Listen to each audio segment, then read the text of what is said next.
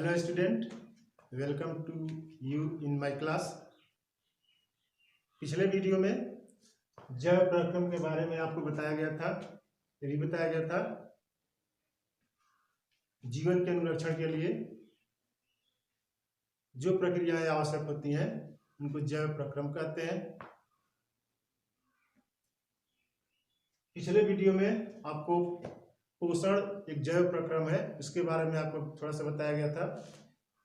ये भी बताया गया था कि पोषण दो प्रकार का होता है, स्वपोषण और परपोषण। आज आपको स्वपोषण और परपोषण के बारे में डिटेल में बताया जाएगा।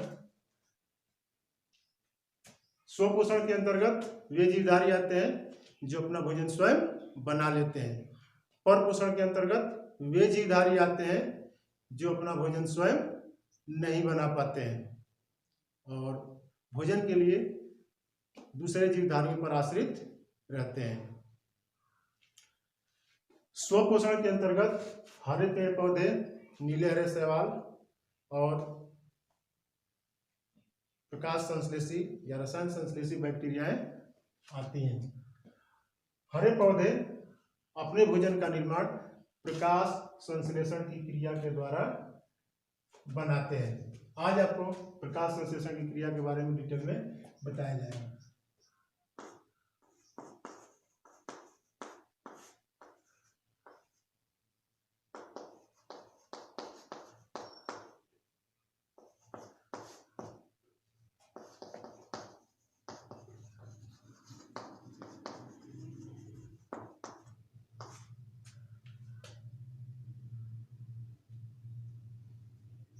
आपको बताया गया था प्रकाश संश्लेषण एक जैविक प्रक्रिया है जिसके अंतर्गत हरे पेड़ पौधे अपने भोजन का निर्माण करते हैं। प्रकाश संश्लेषण के लिए चार आवश्यकताएं होती हैं।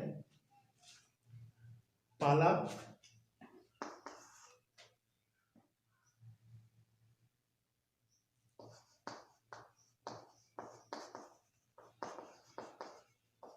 सूर्य का प्रकाश। दूसरा,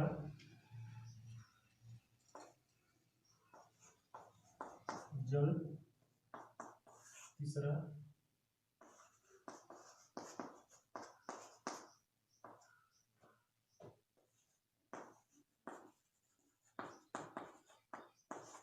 कार्बन डाइऑक्साइड और चौथा होता है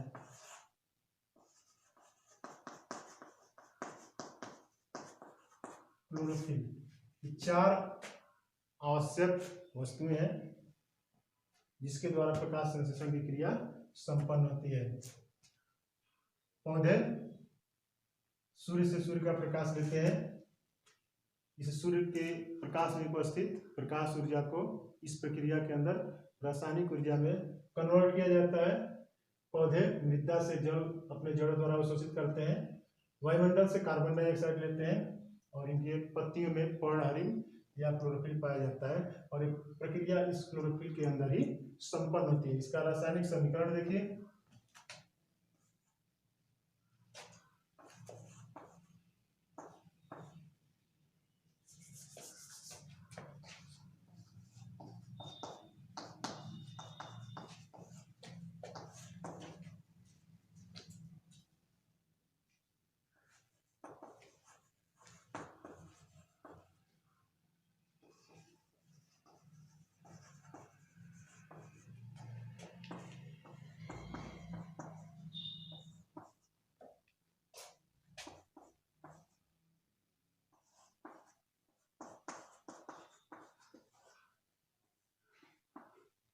ये प्रकाश संश्लेषण का रासायनिक समीकरण है जिसमें 6 अणु कार्बन डाइऑक्साइड के लिए जाते हैं, 12 अणु जल के लिए जाते हैं।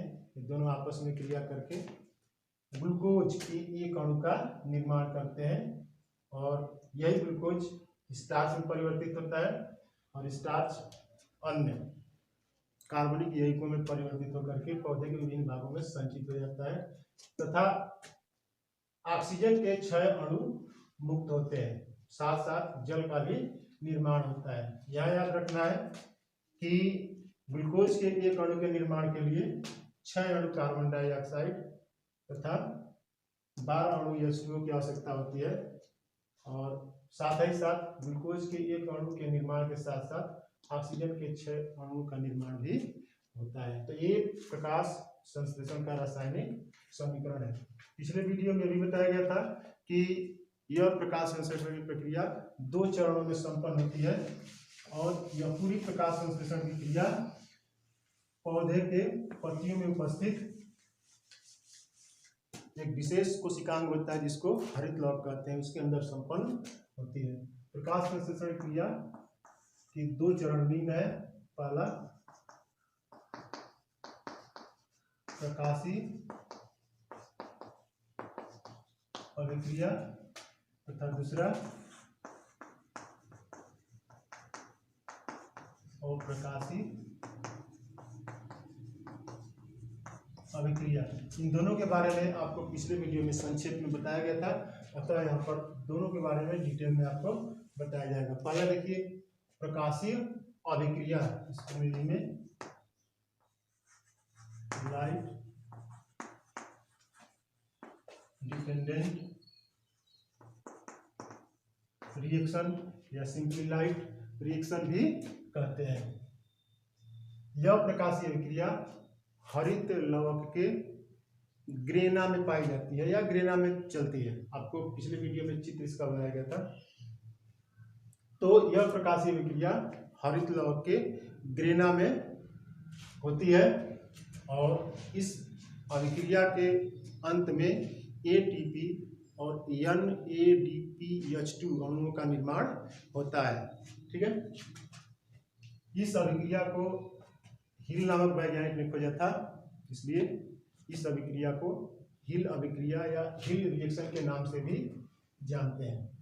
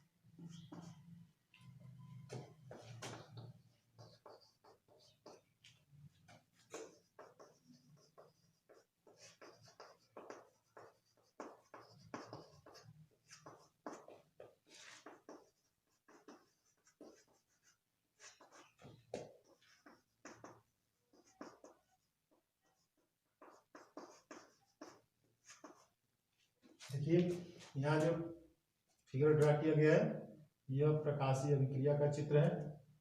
आपको बताया गया है यह अभिक्रिया हरित लवक के ग्राना में चलती है। हरित लवक के ग्राना के अंदर क्लोरोफिल के अणु पाए जाते हैं और ये क्लोरोफिल के अणु जो होते हैं दो प्रकार के तंत्र का निर्माण करते हैं। एक को फोटोसिस्टम या प्रकाश तंत्र फर्स्ट और दूसरे को प्रकाश तंत्र या फोटोसिस्टम सेकेंड कहते हैं। प्रकाशीय अभिक्रिया के अंतर्गत सबसे पहले फोटोसिस्टम सेकेंड प्रकाश तंत्र, द्वितीय जो होता है सक्रिय होता है। यह सूर्य की प्रकाश ऊर्जा का अवशोषण करता है। सूर्य की प्रकाश ऊर्जा का अवशोषण करके यह उत्तेजित होता है। उत्तेजित होकर के इलेक्ट्रॉन का उत्सर्जन करता है। यह इलेक्ट्रॉन ग्राहियों के द्वारा ग्रहण किए जाते हैं और एक दूसरे में स्थानांतरित किए जाते हैं। इस इलेक्ट्रॉन के स्थानांतरण के दौरान इलेक्ट्रॉनों में संचित ऊर्जा मुक्त होती है और यह संचित ऊर्जा एडीपी से एक फास्फेट मूलक को जोड़ देती है जिससे यह एटीपी में बदल जाता है। अब पिगमेंट सिस्टम फर्स्ट जो होता है, इसके बाद सक्रिय होता है। यह भी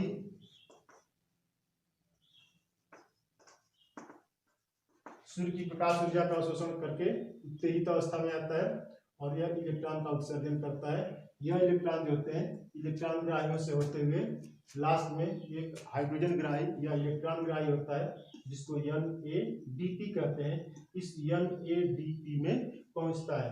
यह NADP इस इलेक्ट्रॉन को लेकर के और हाइड्रोजन आयनों से जुड़ जाता है या इससे हाइड्रोजन आयन जुड़ जाते हैं और NADPH2 का निर्माण होता है। यहाँ जब इलेक्ट्रॉन का उत्सर्जन हो जाता है तो इलेक्ट्रॉन की कमी हो जाती है। इस इलेक्ट्रॉन की पूर्ति के लिए जल का प्रकाशीय अपघटन होता है।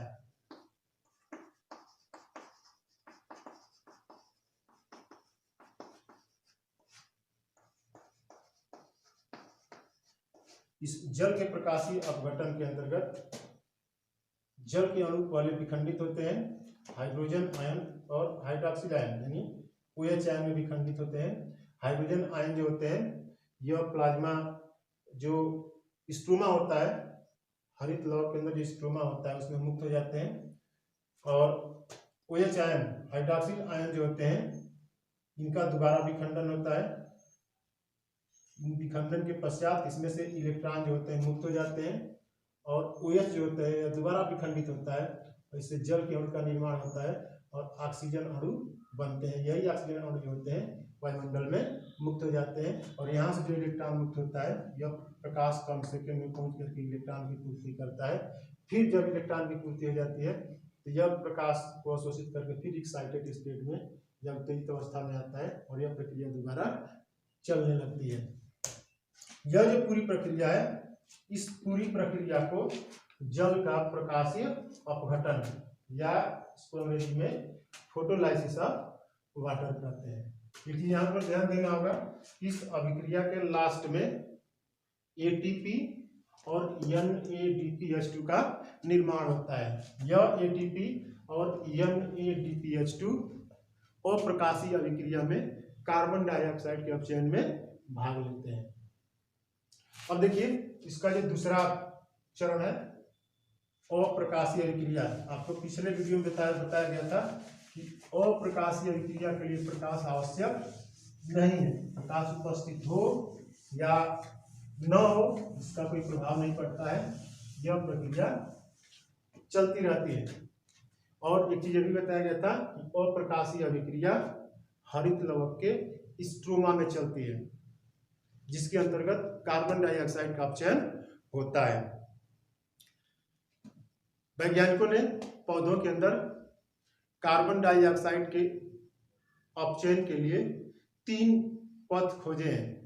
पहला है केल्विन चक्र जिसको केल्विन नामक वैज्ञानिक ने खोजा था।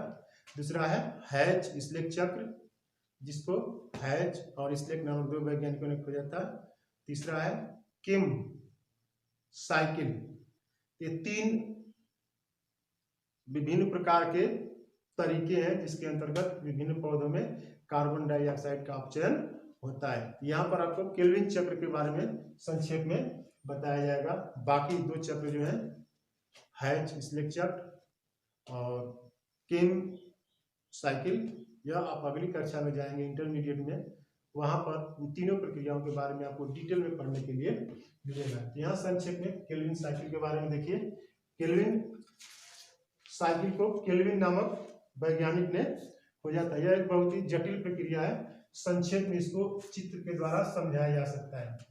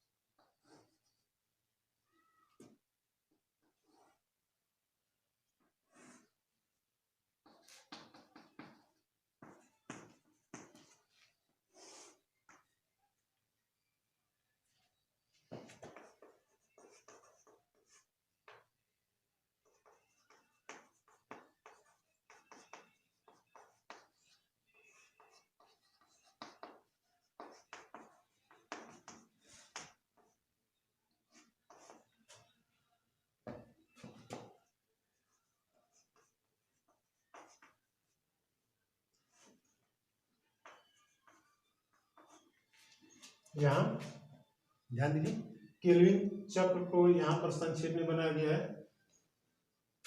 केल्विन चक्र की शुरुआत एक पंच कार्बनीय शर्करा से होती है जिसका नाम है राइबोलोज 5 मोनोफास्फेट।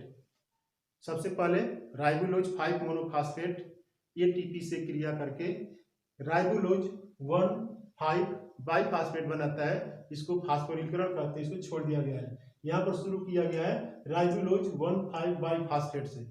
राइबोलोज 1,5 बाईफास्फेट कार्बन डाइऑक्साइड और H2O यानी जल से क्रिया करके 3 कार्बन की श्रृंखला वाला यौगिक बनाता है, जिसको 3-फॉस्फोग्लिसरिक एसिड कहते हैं।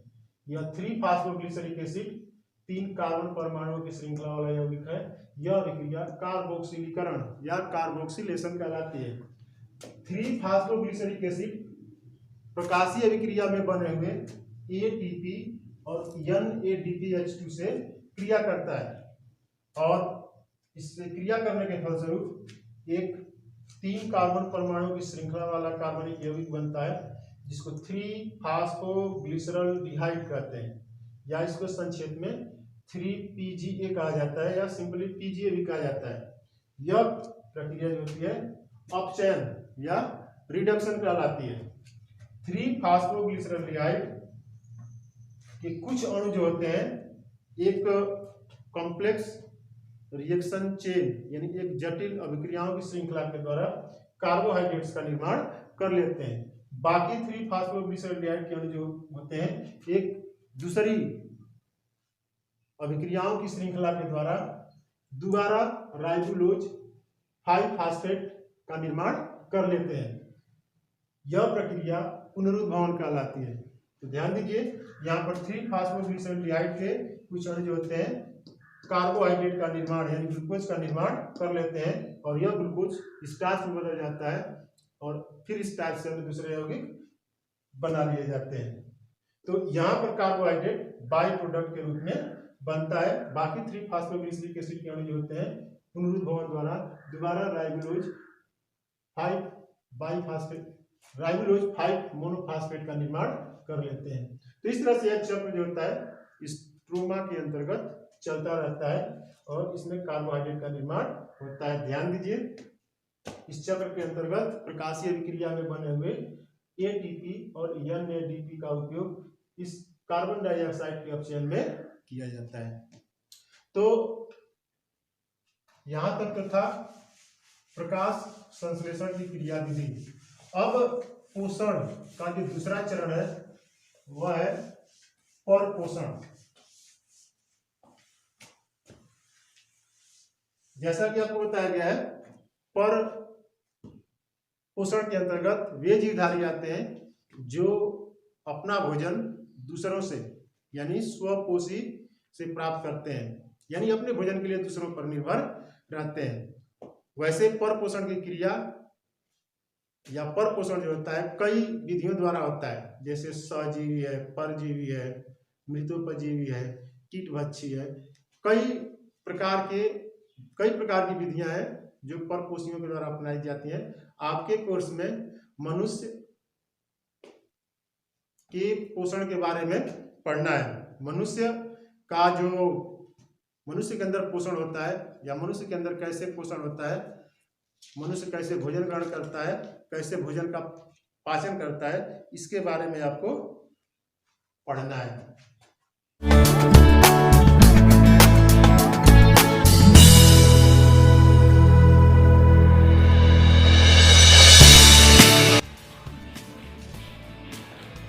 तो देखिए, ये मनुष्य के आहार नाल का चित्र है। मनुष्य का आहार नाल मुख से शुरू होती है। मुख एक चित्र होता है जो एक गुहा के अंदर खुलता है, इसको मुख गुहा या बकल कैविटी कहते हैं। बकल कैविटी पीछे की तरफ एक टिपनुमा संरचना में खुलती है, ग्रसनी इसको कहते हैं। ग्रसनी गले से होते हुए वक्ष गुहा में प्रवेश करती है और एक नली के द्वारा प्रवेश करती है। इस नली को ग्रास नली या ओइसोफेगस कहते हैं। ओइसोफेगस वक्ष गुहा में डायाफ्राम के नीचे जाकर के बाएं तरफ